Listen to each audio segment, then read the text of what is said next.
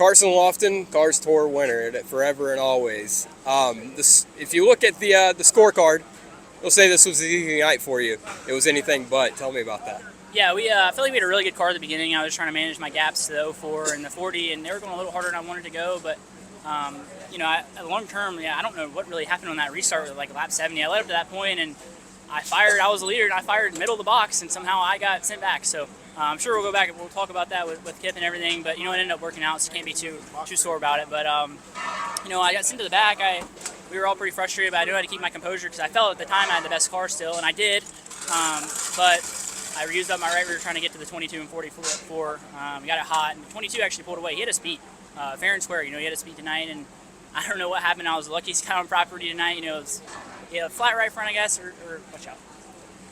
He had a flat right front, I guess, and it was going down, and I don't know, what are the odds I catch him on the final corner of the last lap? I was behind the 44. I was in third on the last, or come to the white flag, and we called him, and 44 went high, and I saw an opportunity to shoot it down in there and just drive up the hill, and it worked out. So, I'm super blessed and thankful. The stars aligned tonight. So, just super thankful. I know them two would have probably done the same thing if the roles were reversed, and I'd expect it, right? It's race for a car sort win, and it's really special, man.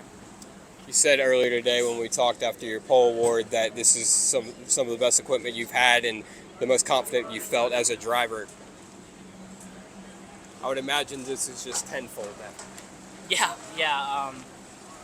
From the time we've unloaded Thursday, I felt like we had the best car all weekend. And Mike kept telling me, just go prepare yourself. If you're going to be a car store winner, just kind of, to just kind of get in my mind and have the confidence. And, having Mike as a mentor and crew chief, car owner, all of it, man, it means so much. I feel like that's the best decision I've ever made is racing for Mike, because he's really helped polish me as a race car driver and prepare me for the moments like that. I feel like I've learned a lot working with Mike in a short period of time, and I'm really looking forward to the rest of the year. We've worked really well together, and I'm just super thankful for him and his belief in me.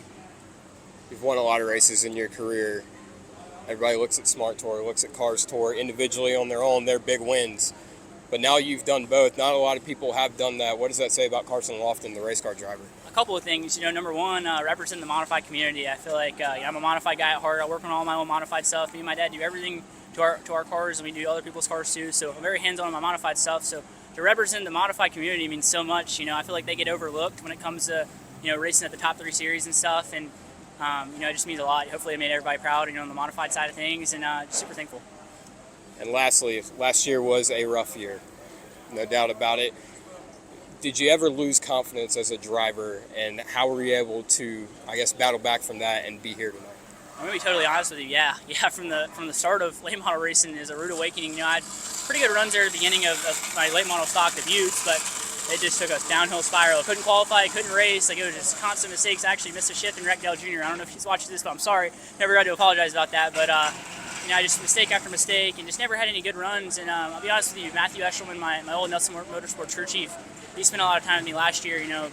Mentally preparing me for to get my confidence back and to stay confident in myself and be prepared for situations like this. So just super thankful for him and everybody's belief in me. It's been a long road, and a lot of people just gave up on me in the late model stock stuff. But I had to stay disciplined in myself and stay believing in myself, and have people like Mike that believe in me. And just super thankful, man. This means a lot. Connor, coming down to it, you had an opportunity. Did you see the light? I saw the light, then I didn't. I don't blame the 24 for what he did. At the end of the day, I made the wrong decision. I didn't know what was going on with this 22, so I went to his outside, and that's where I was best. I didn't want to run him up because that's just not how I want to do it. I ran him up down here on accident. I got free in, and I gave him the spot back just because I don't want to race like that. But no, they brought me a bad fast piece. My right front brake switch stopped working about, I'd say, 10 laps in the race, 10, 15 laps in the race. So we melted the right front brake off of it, and pressure was just so high it was hard to keep it on the bottom. So the top lane became my home, and that's where we kind of ended up. Which is, as far back as you came from starting 16th, do you feel like if you would have had better track position, you could have challenged for the win? Or really? I don't know, better track position, just that right front deal didn't happen.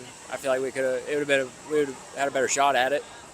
But no, hats off to my guys. They work their tails off in this thing day in and day out. John's at the shop till 10 o'clock some nights just piddling with shit. And it's rewarding to be on a team like that. But no, my BCI Chevy was really, really good today. And like I said, hats off to them. Chase, I know a heartbreaking loss here tonight, but you did everything right. What happened there at the end of the car? We did everything we could to get the win, and just the cards didn't go our way, obviously. It's part of racing. You can't have everything go right, and it just sucks. So right front, so it takes a Cars Tour race to win away from us, but I can't say how thankful I am for this opportunity, and just to even be on a Cars Tour podium at a late model stock field this stacked is amazing in my world, and it's a minimal experience we have, and I'm feeling all kinds of emotions right now, and I can't thank everyone enough. Obviously, we worked super hard, just gutted for my guys. Obviously, they worked super hard all weekend, gave me an amazing piece, and we proved that today in this race. And we were putting it to them at the end there when we got at the track position. And I knew if we got to the lead, honestly, I felt like we'd be able to check out, and we started doing so. We were one of the only cars to check out tonight, and I don't know if I used up the right front or ran over something. I know I saw a brake rotor or a whole brake duct on the back stretch. It's just unfortunate. You can't see every piece of debris. It's part of it. So we'll regroup and move on to the next one. Any solace in the fact that you just won at Tri-County, and now you come out here to the Cars Tour race and you do what you just did? Well, they do say confidence makes a difference, and I will say confidence being under my belt from last weekend and getting that win under my belt really made some good gains for myself in my career and just as a driver. And I'm super proud of all the gains we made every single weekend. Obviously, we've just made huge gains, huge gain. And obviously, I'm super excited for next year. Each weekend I get more excited with the speed we bring, and that's the second time I've ever been to Anderson. I almost won the race, so I'm super stoked with today's performance. Treyten, you come home with yet another top 5 finish. We were just talking. It was kind of a working man's night. A lot of tired race car drivers. Tell me about it. Yeah, it was a tough one. I don't really know that we had the car to compete for the win. Just got really loose on the long runs there. Needed a little bit more drive off. Same time, I think we would have been a little bit better off, if we started a little higher up. So tough one for sure, but just big thanks to all these Chad Bryant Racing guys working so hard. Brought a good car tonight and did what we needed to do. Sucks to not win, of course, that's what we're going for, but a good night for us all in all. It's obviously a championship fight going on. You're running up there inside the top 5, 6 there, and then you see that 88 coming. I would imagine that was kind of heartbreaking. Yeah, at the same time, though, it's just we got to do all we can do and not really worry about what the 88's doing.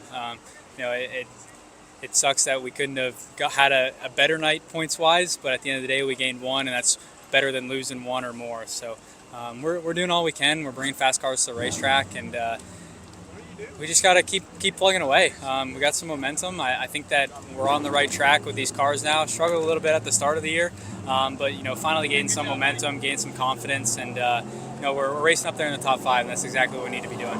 Caden, as consistent as can be, you come home with another top 5 finish, a little bit harder than I would imagine you wanted it to be. Tell me about your night. Yeah, just I don't know. I thought we were going to be really good after practice. Our race run stuff felt really solid. I don't know, we didn't qualify great, and I feel like part of it was on me. I just didn't really pick up much of my second lap, so that kind of put us in a hole. But for some reason, we did not fire off good at all in the beginning of the race, like really tight. Honestly, for a little bit, thought I had a flat tire going down or something because it was bottoming out really bad, and then just couldn't ever make it through the corners. It was getting put 3 wide. Fell back to almost out of the top 20, I feel like. I was way back there, and just couldn't really get going at all. And then randomly it started kind of coming to me. It started turning a little better, but at the same time when it started turning better, I started losing drive off. So it was just a handful all race, and couldn't really pass. And all of a sudden I just kind of decided I was going to try to top or something, and just started running the top in turn 3 and a little bit over here in 1 and 2 as well. And it was really fast. Also picked up like 2/10, so I was running faster than the leaders for a while when I was still back in like 12th or 13th, and was really starting to find something and was catching the guys in front of me. And then I don't know, I think all the yellows just kind of hurt it. Like couldn't really fire off. Everyone obviously cooled their tires back down, so they had good fire off speed, and my car was just too loose to hold the bottom. And I really need to be on the outside on the restarts, but how the lineups were going and the choose cone, I never could take it. So just didn't really have good fire off speed. Kind of struggled to get going, and then we finally got into 5th, I think, around 20 to go or 30 to go or something like that, and it was just kind of hanging on. But at the same time, other than the 22 who should have won, was the same pace as about everyone around me. So it's just needed some track position, really. Now, what do you got to do to qualify a little bit better? Because this has kind of become a common occurrence for you guys, where you just have to fight and grind it out, and you're able to. But what's the missing piece? Yeah, I don't know. I feel like every time we qualify, we're always just on the tight side, and we can never get on the other side of it. I feel like yesterday in practice we mocked, and then this morning we mocked, and we were on the other side of it a little bit. Yesterday we were pretty good, fourth I think in the end of practice, and it was on the free side almost to where I couldn't drive it, but it had a lot of speed, and I didn't really like how it handled, but it was fast. And today in practice, kind of the same thing, but not as bad. I still feel like I probably could have used a little freer for my mock run earlier today, but I don't know. We had put on tires for qualifying, and it was just really tight. I feel like it might have been part of the track. It was like 5 or 10 degrees hotter than when we were in practice. So I don't know what that really did to it, but I don't know. We just need to find something to get it to cut in qualifying, but not kill our race run speeds, because I don't know. I feel like we just focus so much on having a good race run car that it's hard for us to qualify, and these races make it tough when you have to come from the back. Everyone's so close all race long, and no matter if you're really sideways from the jump, but you start up front, it's going to be hard for someone like me who qualifies 15th to have a good car and get up there and pass them, because at the same time I'm using all the tire I can to get around people that are hanging on, and it's just hard to pass whenever everyone's within a half tenth or whatever every lap.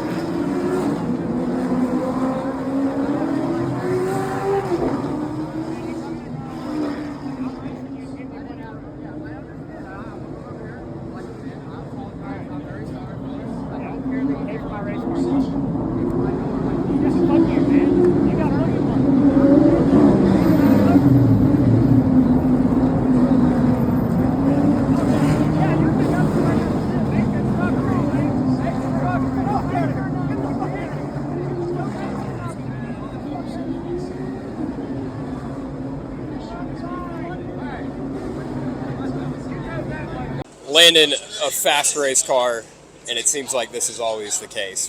What happened there with the 4 car? He just ran us over. I mean, I watched the replay too. I was doing all my pissed off before I watched the replay, and I watched the replay and it's even worse than I thought. So, I don't know, frustrating. Really good race car, honestly. I had some brake fade there towards the end of that run, so I tried to just take care of it and was riding, and then we got the caution there, and I think I was 5th or 6th, restarted 6th, and was passing Satterfield for 5th, and he bodied me and knocked me way up the racetrack, and then that once you start hemorrhaging, it's hard to regain. I felt like we had regained, was racing with the 4, and the brake fade started happening again, so we were just trying to manage that, and I was giving him plenty of room. He just drove all over us, so I don't know, come into the series and don't race with us every week, pay for the ride, and it's just part of it. So he come down here and apologize, but sorry, don't fix the race car. So I imagine so. You went down there and had words, more than just words down there. What was the intent going down there, and then what? I didn't know if he had damage or not. I wasn't sure if he was going to get out of the car, but I don't know. Pissed off, and they screwed my race car up, so I don't know. Normally I'm not one to inflict damage to a race car in the pits like that, but just pissed off. I'm tired of it. Tired of watching the series kind of develop into that. It's hard to race, and we need more Dick McCaskills and Lee Pulliams out here, and less Tyler Reifs.